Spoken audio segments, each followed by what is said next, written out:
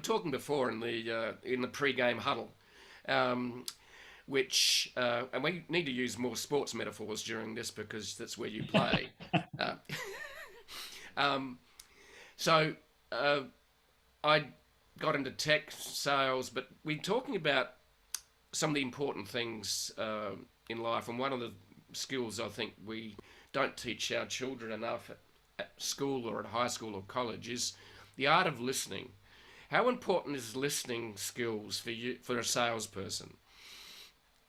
It's you and I, as we were pre-gaming a little bit, it's one of the things that you said that I thought was profound is we were talking about counseling and the importance of, and it kind of brought me back to when I was in college. I was an RA and I had to take a counseling class there. And that's probably where you made me think about how important to that becomes. And I think you suggested, and when we were talking, one of the great tactic is like looking somebody in the eye and really listening.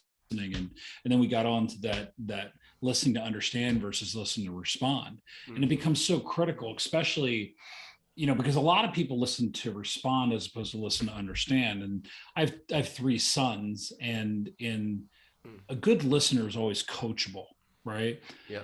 My oldest son, Zachary, if you would talk to him, he is such an engaged listener. He's very active with his listening. He's shaking his head, and millennials, and this is not, I'm not one of those guys that criticize millennials. Millennials and Zers were taught to do multiple things at one time. So they were taught very active listening skills. So you'll hear a lot of things like absolutely 100%, right? You hear a lot. Yeah. And they're not necessarily great listeners. They're very good active listeners, right?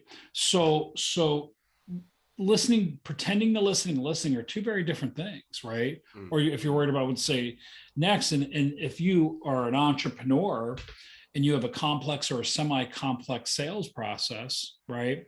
You may get away with being able to finish somebody's sentence because you're so passionate and enthusiasm about your business. But as you start to hire salespeople, they have to kind of listen, because if you listen to respond, you're giving prescriptions before diagnosis, and that's not a good thing, right? So I think that becomes important, but it becomes important in leadership too, right?